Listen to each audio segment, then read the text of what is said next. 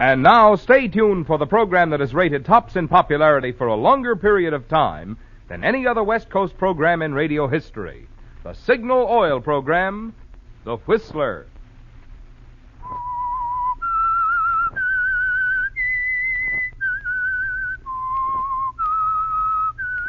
G-N-A-L Signal gasoline. Signal, the famous Go Farther gasoline, invites you to sit back and enjoy another strange story by The Whistler. For extra driving pleasure, the signal to look for is the yellow and black circle sign that identifies Signal service stations from Canada to Mexico. And for Sunday evening listening pleasure, the signal to listen for is this whistle that identifies the Signal Oil program, The Whistler.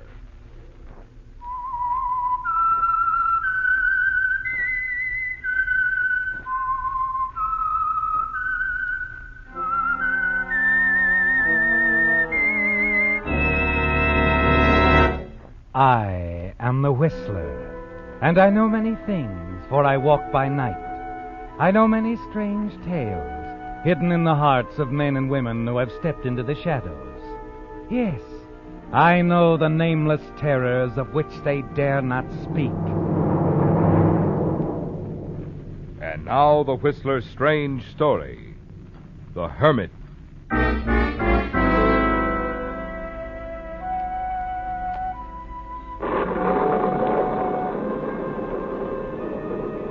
The storm made it all seem ghostly somehow, unreal. Ben's face at the window, the worried, frightened look in his eyes. For a moment, Harvey Wilson considered giving it all up and heading back to town and the railroad station. But the storm decided this, too. It was getting worse, and with his clothes already half soaked, Harvey Wilson was in no mood to give up. He called out again insistently, "Come on, Ben, open up. It's your old friend Harvey Wilson." Go away. I don't want to see anyone. Ben, for goodness sake, I'm just stopping through. You're going to make me go clear back to the station. Ben! Oh, that's better. I thought you weren't going to let me in. Well, what do you want? You've no reason to call on me, Wilson. Reasons. That's the trouble with the world. Always have to find reasons to call, excuses to visit. The old milk of human kindness is almost dry. I was just passing through, Ben. You gonna let me stand out here till I'm drenched? All right. Come in. Well, nice fire going. Let me move there, quick. Better. Much better. Harvey Wilson. All right, now really, why did you come here? Just let me get this wet coat off. Well, like I said, I was passing through, Ben, heading up north. Still a salesman, still on the road, are you? That's right, Ben. Same old line. Yeah, I remember. You think what all the rest of them do, don't you, Harvey? What? About the money. All that money I'm supposed to have embezzled. You'd know plenty about it, Harvey. You talked to people from the company. Heard how they fired me. Ben, that was years ago. It's not too many years ago. I know what you're thinking. That I've been afraid to spend it, and I still haven't. I think no such thing. You always were a sly one, Harvey. Just passing through. Just took you this long to find me, that's all. Ben, let's get one thing straight right away. I don't think you had anything to do with taking that money. Yeah. You don't believe me, do you? I'd like to. I'd like to think somebody believed. But you don't. Go ahead, say you don't. I can see, Ben. I know you. Maybe you do, Harvey. I think I know you. Always did. You haven't changed much. Certainly not around the eyes. Still eager, aren't you? Now, let's be friends. It's only for a few hours. Till morning, huh? You want to stay overnight?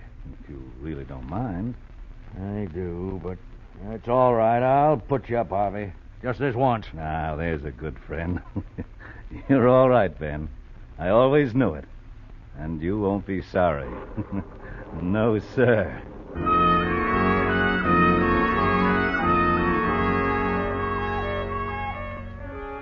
Well, Harvey, you found him. Your old friend Ben. He's living like a hermit here, isn't he? Afraid to spend the money he embezzled. But you're sure he has it, aren't you? And that it must be hidden somewhere in this old house. You wait a couple of hours after he shows you upstairs to a room. Then, when you're sure he's asleep, you let yourself out, slip quietly down the hall to the stairs. The fire is still throwing a good light, and you move around the room, searching systematically, checking the floorboards, the walls, when suddenly... Ben. Yes, Harvey. Your friend, Ben. You believe me. You're like all of my relatives, the people who worked with me. Stay away from me, Ben. No, you're getting out of here. I'm putting you out. Ben, I warn Put you. that down, Harvey. That's my collection, Just a bookend, Ben. One that I'll use on you if... Put it down, I say. I'll put it down, all right. Harvey, no!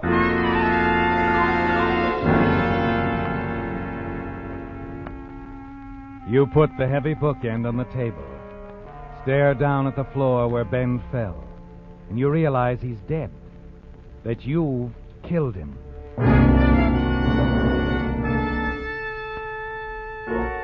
It's a terrible feeling at first, isn't it? And then you begin to wonder if you didn't expect something like this from the first. You want that money, don't you, Harvey? And you came here to get it.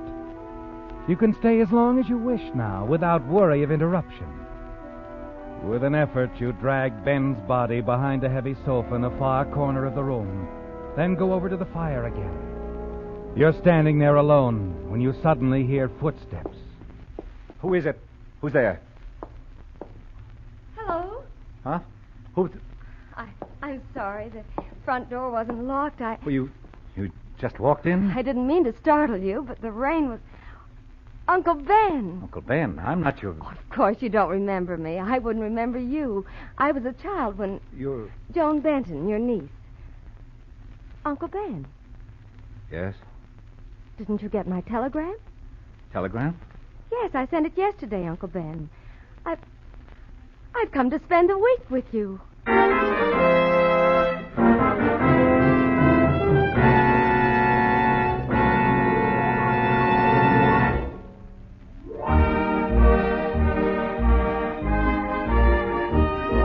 As Jimmy Durante would say, Everybody wants to get into the act.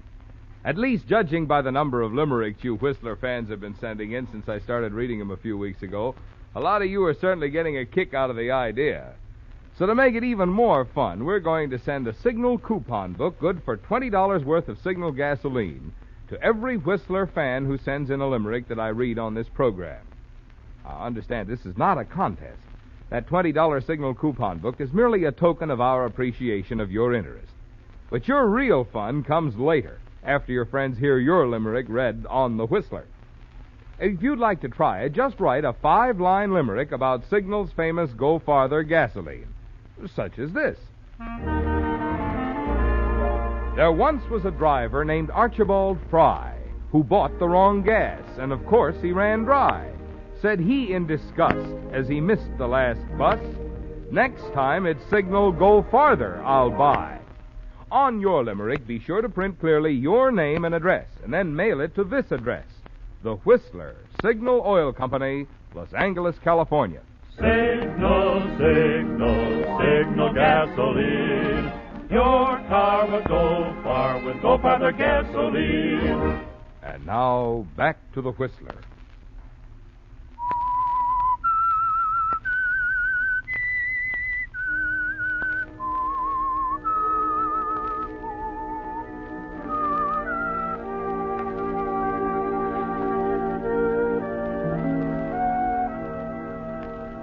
It's a shock, isn't it, Harvey? The suddenness of it all. Joan's arrival moments after you killed her uncle, Ben Masters. And now Joan thinks that you're her Uncle Ben, and she's come to spend the week here at the house. You could send Joan away, but you decide to let her stay, at least until you've been able to think it all out and find the money you're sure that Ben stole. Carefully, you get her out of the living room and show her upstairs to a room.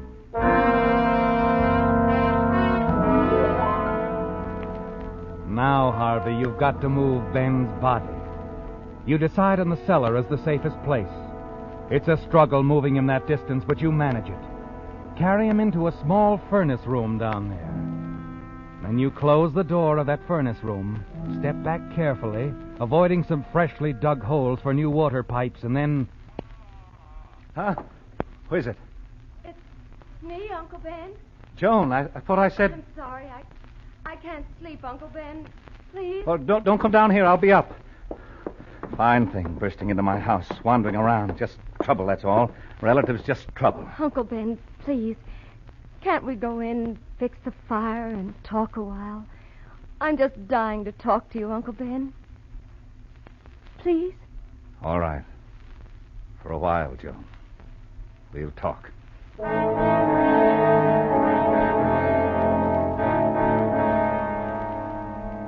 You didn't count on this, did you, Harvey? And your nerves can't take it much longer. The girl wants to talk, and not just for a while like she said. Only fortunately, she does nearly all the talking, and it fills you in on Ben's family, his brother, Joan's father. Still, it's hours almost dawn before Joan finally decides to go to bed.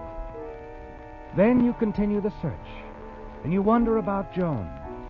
Why she came here after not seeing Ben since early childhood. Wonder if her parents know she's here. She seems a nice girl, doesn't she, Harvey? Young, exciting. You almost wish you could talk to her, see how she would react to the truth. And you're still wondering about it as you hear the clock striking in the front hall.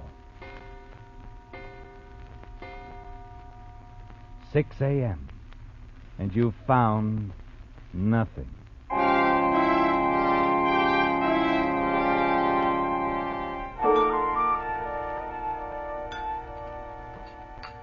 Wonderful breakfast, my dear. You're an excellent cook. Thank you, Uncle Ben.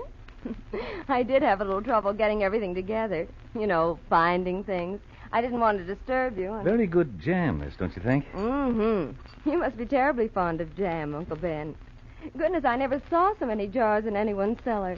Cellar? Why, yes. That's where I got this jar. Shouldn't I have? Oh, it's quite all right. I couldn't find any jam in the cupboards here, so... May I have the sugar, my dear? Here you are. Uncle Ben. Yes? What's going on in the cellar? What? The floor. All that digging.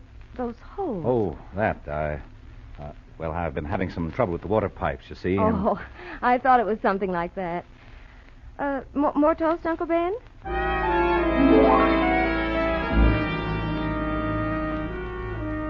It was close, wasn't it, Harvey? And later you have cause for more concern.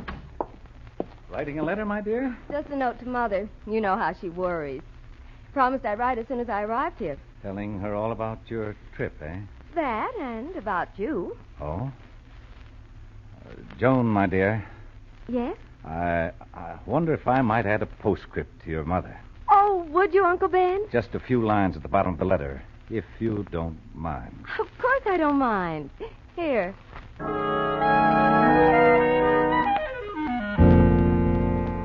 You have no intention of adding just a few lines. No. It's just a precautionary measure, isn't it, Harvey? You read the letter quickly to make certain that she hasn't written anything to give you away. But you're quite safe, aren't you? It's just the type of letter you'd expect a girl like Joan to write. The having a fine time variety. And she's quite lavish in her praise of charming Uncle Ben. Very good. Here you are, my dear. But aren't you going to write anything? After such a beautiful letter, what could I say? Why don't you just add, Uncle Ben says hello, Well, all right.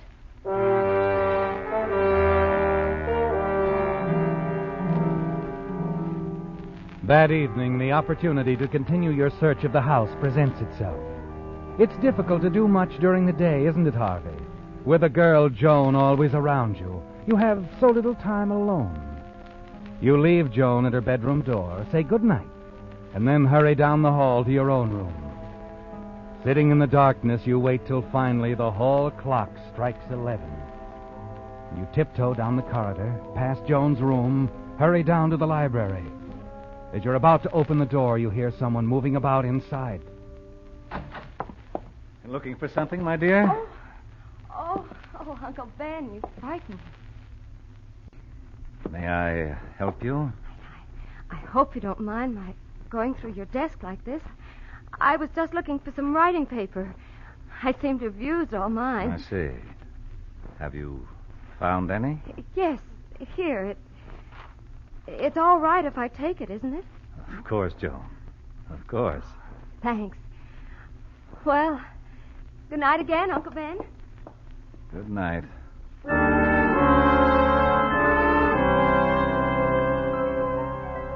As you watch the girl hurry from the room, the thought suddenly occurs to you. It's possible she's playing the same game you are, Harvey. Yes, it's possible she isn't really Ben Master's niece at all. That she knows about the money, too, and is here to get it. You wait patiently until you're certain that she's sound asleep. Slip quietly into her room. Locate her suitcase and take it out into the hall. Inside, you find a letter. A letter addressed to... Mrs. Paul Gates. Yes, Harvey. Mrs. Paul Gates. Not Joan Benton, the name she told you. Another name.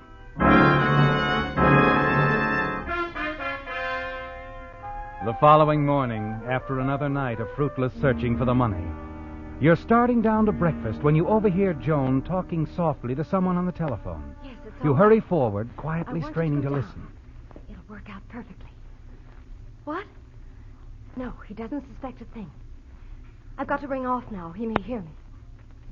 Yes, I'll be careful. Bye. Oh, you startled me, Uncle Ben. Oh? Sorry. Have a nice sleep? Not too nice, no. Oh?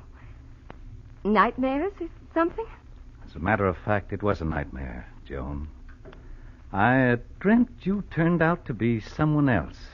Not really my niece at all. Oh, really? Fantastic thing. You were here to steal my money. I became so angry when I found out, I wanted to kill you. Uncle Ben. Oh, I'm sorry. I'm frightening you. That bacon smells good. Would you like scrambled eggs this morning? Fine, Joan. Fine.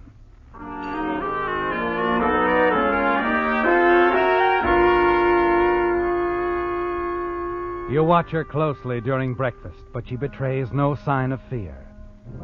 Breakfast over, you leave her in the kitchen, hurry down to the cellar, and continue your search for the money. But the money isn't to be found. Then upstairs, as you walk along the front hall, you hear sounds from the den and decide to go down. What are you doing, Joan? Oh, just tidying up.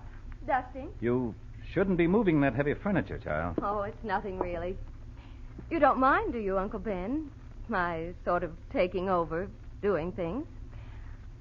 I'm afraid you're not a very good housekeeper. No, I don't suppose I am, Joan.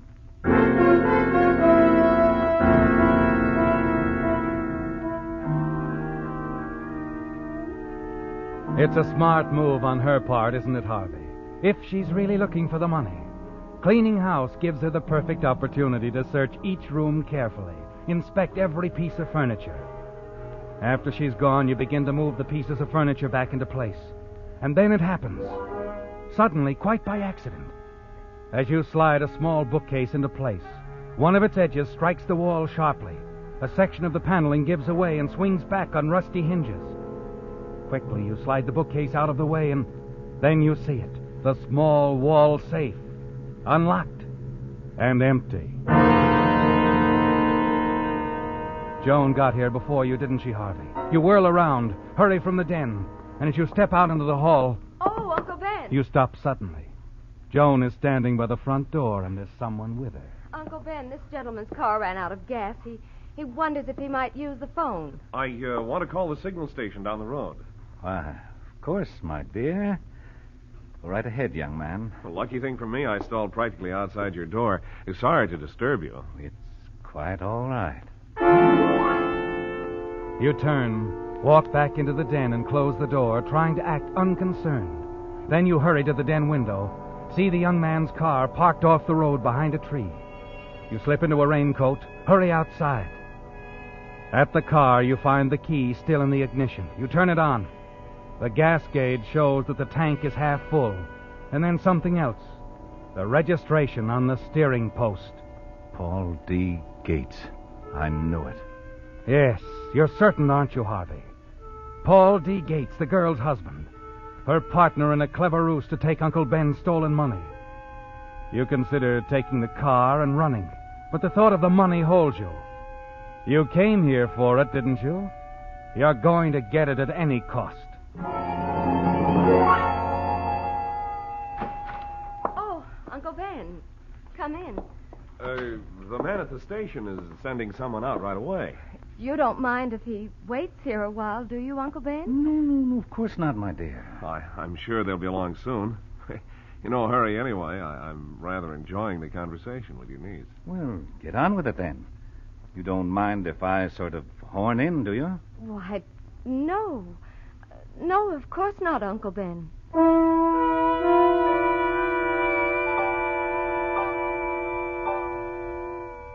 You sit back in the easy chair, watch them closely, listen to them make idle chatter. They're clever, aren't they, Harvey? Cool and clever. But they're not clever enough to fool you. You're certain that Joan has the money. You're just waiting for the opportunity to slip away. But they're not going to, are they? And as the minutes tick by, a plan begins to take shape in your mind. Finally, you decide to put your plan into operation.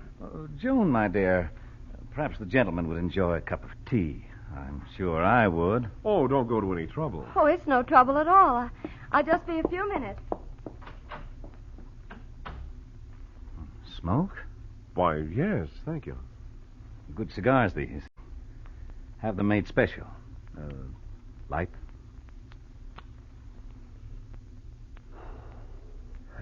Thank you. Say, this is a good cigar. I'm glad you like it. Say, are you by any chance interested in Chinese art? Well, never thought much about it one way or the other. But I must say, you do have some beautiful things here, sir. I think so. Now, take this pair of bookends, for example. Ever see anything like one of these? Oh, they're beautiful. They're heavy, too. Yes, quite heavy. A friend of mine sent them to me from... Oh, isn't that the service truck from the gas station? What? Out front. You can see it there from that window. Where? I don't... You stoop quickly to drag the unconscious Mr. Gates out of the way, and then freeze, fascinated as you stare down at the floor. The bookend, Harvey, from old Ben's collection. It smashed as you dropped it after striking Gates a glancing blow. And you see that it's filled with currency in large bills. So you found old Ben's hiding place. He did take the money and hide it. And now you have it.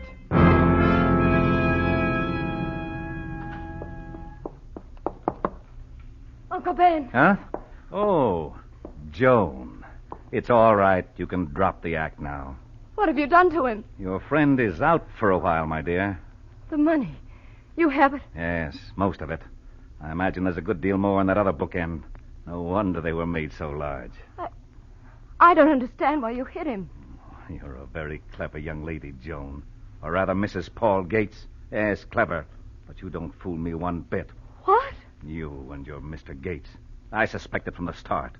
You better sit down, my dear, while I decide what to do with you and your husband. This money is mine, and I'm keeping it.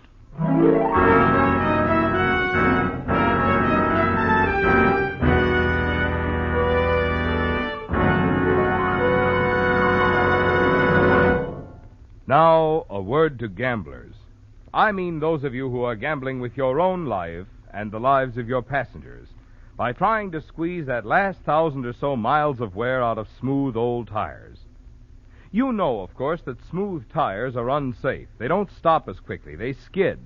And they puncture or blow out more easily. In fact, records show that in 1 year, almost 6,000 vehicles involved in fatal and non-fatal accidents had either punctures or blowouts. So much for what you stand to lose. The next question is, what do you save by gambling on old tires? Well, right now, the answer is nothing. In fact, it's actually costing you money. Because now, signal dealers are giving today's biggest trade-in allowance for old tires. What's more, the Lee tires your signal dealer is now selling are made of cold rubber, toughened still further with patented Phil Black O, and actually give 30 to 40% more wear than ever before. So it's just penny wise and pound foolish to keep driving on smooth old tires. It's time to find out how little it will cost to trade your unsafe old tires for safe new Lee tires at signal stations now.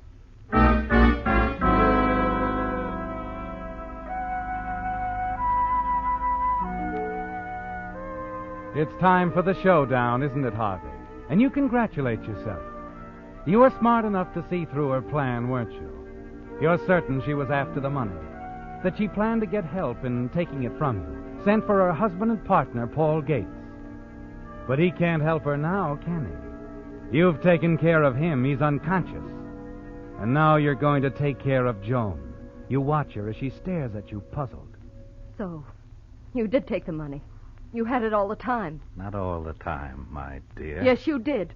I believed you. Told everybody at home that you were too nice to have stolen anything, ever. What are you talking about? Paul is my husband, like you discovered. We were passing through town, and I decided to look you up. Now, don't give me that. You came for the money. Here, what are you doing? I can make him more comfortable while we talk. Poor Paul. You might have killed him in your anger. All this mistrust in the world. I thought Mother and Dad and Uncle Frank were all wrong about you. Just stubborn, like when they disapproved of my marriage to Paul. I thought we were two misunderstood people. That's why I looked you up. Will you stop this crazy act? It isn't an act, not with me, only with you. You're a thief, just like they thought. I'm sorry I phoned them now. What will they think? Phone them? You've asked someone else to come here? Yes, the whole family. Mother, Dad, my brothers. I thought we'd have a reunion, all try to understand one another. That's why Paul was stalling you, waiting for them to get here. Hello? Joan, dear, we're all here. Just a minute. Don't come in. Yes, all of you, come in. Mother, Dad. Well, hello. What? What's all this? What happened to Paul? Uncle Ben did it, Dad. Uncle Ben? He hit him, knocked him out. He thought we were after his stolen money. But where is he, Joan? Where is Uncle Ben?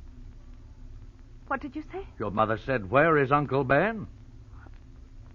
If this man isn't Uncle Ben, I can't tell you. You'll have to ask this imposter. Or maybe... In that case, we better call the police. Let them ask him.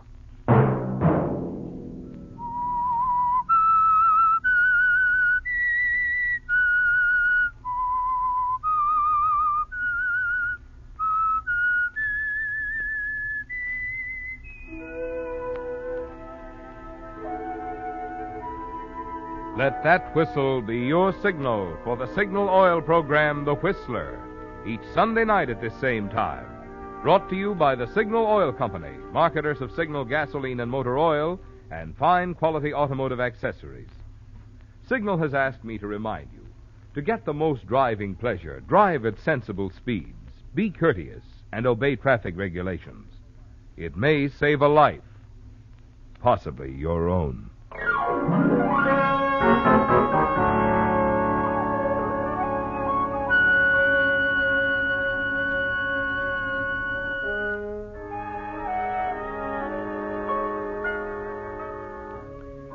Featured in tonight's story were Ed Begley and Betty Moran.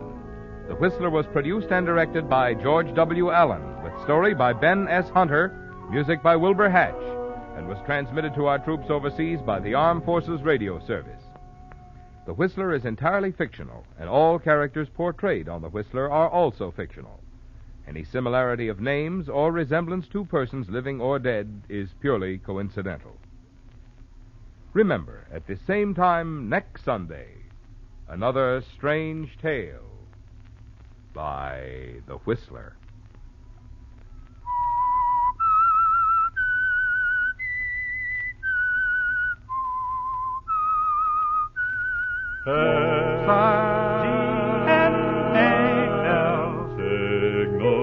Signal gasoline.